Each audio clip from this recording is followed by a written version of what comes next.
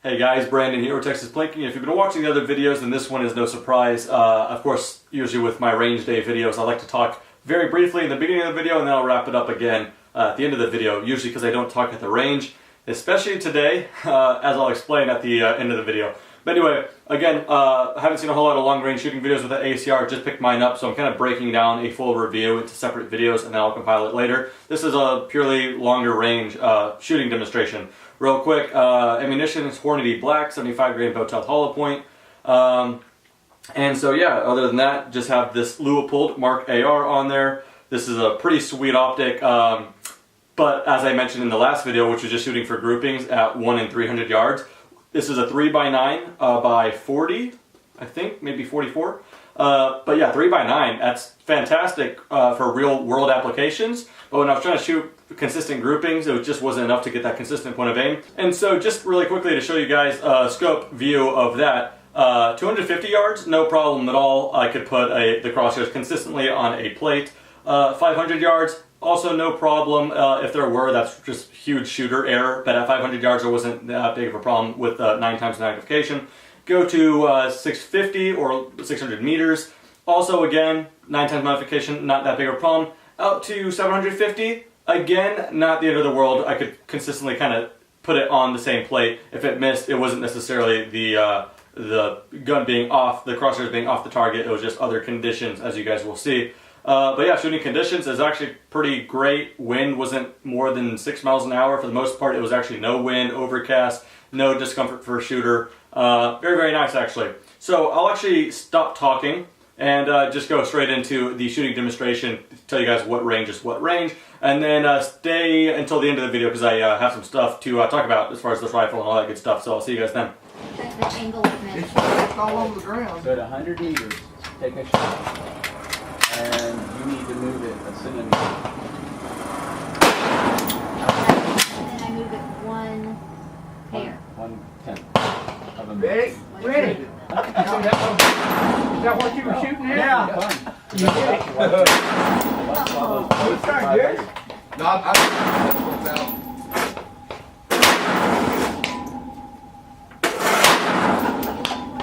took out his left nut. Yep. Finally, wow. Yeah. Same color. Which one did you shoot? The middle one. Circle. The round one? Yep. Okay. Hit. Good hit.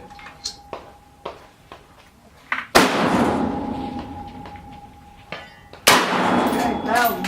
Ready? Go. All right. Oops. If the gun then loaded one round in there, let them shoot it, get used to it. I didn't Then see the brass come out. So, and like, hey,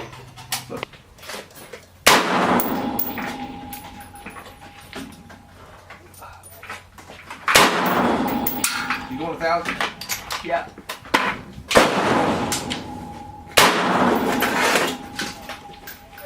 Which one, Bruce? throw for him. Hold on. All Ready? dressed up and stuff like that. Shooting like a 3-gunner. Shoot the big one on the far right first. Yeah, I'll For do what? the one just to the Right left. right.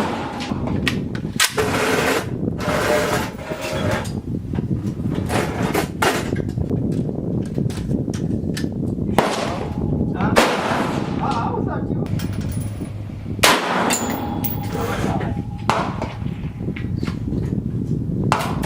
A lot high. You were bringing down 2 clicks. 1 click left. You trained her well.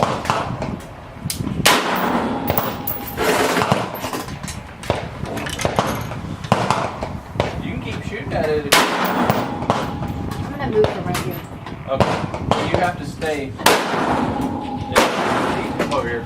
Yeah, I just keep getting hit by his face.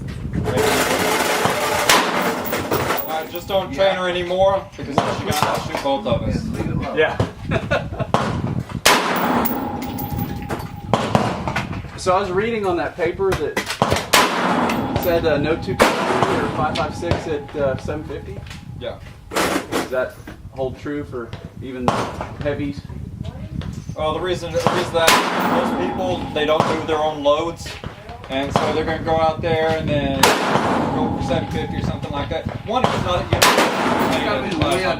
it doesn't matter how much you pack it, it's just not going to move the plate. So as far as like qualifying with it, Okay, cool. If you made it this far, then I appreciate that. So what I wanted to mention was I really like to talk at the gun range or like while I'm shooting. That's why I like to have a buddy with me, because I can talk to my friend and you guys can pick up on what I'm saying as well. Pretend I'm talking to you guys so you guys can see what's going on. Usually at the shooting range I don't necessarily like to do that because it distracts other shooters. But man, was I not well liked at the range today. I went shooting yesterday, or 2 days ago actually, for groupings, and everyone loved the ACR. Everyone wanted to come talk about the ACR, and everyone was very friendly, and they didn't care about the cameras. Today, most people don't care about the cameras, but today people were like looking at me very strange with the two cameras, the distant camera and then this one here. And I heard someone behind me like talking some smack, saying everybody wants to be Hollywood now. And I'm just like, okay, buddy. But yeah, other than that, now this I could understand. Most people at the long range, they have bolt action guns. This is a self-feeding rifle who's shooting out some hot brass to the right. So I try to pick a range with nobody to my right. There was a packed range today, which also doesn't help. And then once I started shooting 750 yards, which I did not know this, that range does not really recommend or does not like a 223 at 750 yards, although I was all within, you know, the plate frame for the most part. It was all within the plate frame, really.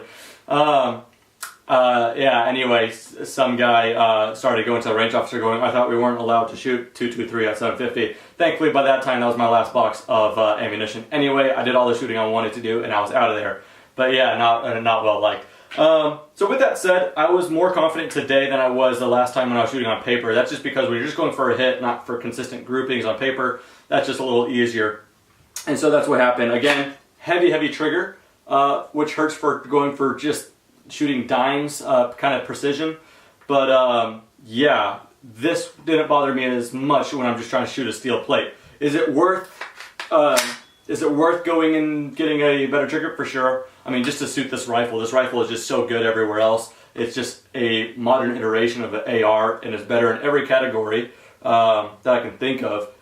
Worth the price? If you can afford it. It's not really better than AR, justifying the value, but if you have one of these, a better trigger just will suit it so much better. And like I said, the one that I have on my mind is like a Geisley 2-stage, 240 bucks. I heard they go on sale around Black Friday, Cyber Monday. Hopefully that's true.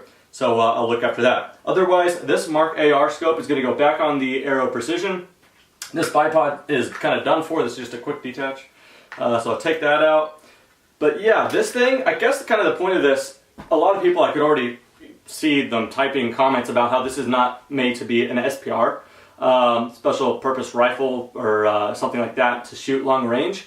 I know that, but I'm the type of person who looks at a slingshot and I wonder how far I could hit something with it. I just like long range. I think once I can shoot 750 with this thing, I could see how the spread is. If I can understand how this thing acts at 750, I will understand how to shoot it better at 500 and below. Just my theory. I don't know. I like it. I think long range tells the rifle story a lot quicker. So anyway, I'm actually very impressed with this at 750 yards. At 250, again and again, I didn't even take my time with that. 5 out of 5. At 500, it was kind of hard to spot my shot, so when I was missing, it was kind of hard to get back on. So anyway, 500 yards was very confident. 650, oh, this is one thing I want to mention about 650 or 600 meters. I like to shoot a few shots before I start rolling on the camera, just to make sure I'm not wasting, recording time and all that stuff. So I make sure I'm on, and then I bring the camera out. What was very irritating is the first time I was shooting 600 meters, I was actually 4 out of 5 on 650 yards. And as soon as I started recording, I did like 2 out of 5, or maybe 1 out of 5, and so I did another 5, and I did 2 out of 5 with that one. You guys will remember, or I haven't seen the film yet. So yeah, that was kind of frustrating. So 650 is actually very capable as well. I was just kind of rushing myself, I guess. That 700 actually exceeded my expectations as well. For a 16.5-inch barrel 5.56, 750 yards. Very nice actually. If I had a better optic on there with a better trigger, and I could spot my shots more so I could see what happened when I missed. I'm sure you guys will be able to see that with the other camera, the Nikon P900 or whatever. Gets out there very far so you could see. So I'm looking forward to looking at that footage, which I've not done yet. Anyway, I'm just rambling on and on. So I've done the unboxing, the first impressions, the grouping, and now the long range. Next video is going to be a full review compiling all that, talking about the field stripping of this thing and all that good stuff. But anyway, I'm absolutely loving this rifle. I will put the link to a technical bipod, this scope, which I love this scope. Like I said, I'm going to put that back on the Aero Precision, which I'll probably do right now. So like you may have seen in previous videos, I mostly got this Leupold for this, the Aero Precision M4A1. This is more of an SPR than the ACR needs to be. And so the ACR, you'll mostly see it in a configuration similar to this. Maybe I'll put a EOTech magnifier on there with a swivel. Something like that. I think that'd be kind of interesting. But for the most part, what I will be using it for, I just wanted to do long range just because I haven't seen that yet, and I'm always curious about that. But I have other rifles for that, so this won't be serving that purpose. But if you wanted it to, I think it could. You guys can make your own judgments from this video. But anyway, yeah, look out for the full review coming within the hopefully not too distant future, maybe within the week, I'd hope. But anyway, until then, I will see you guys later.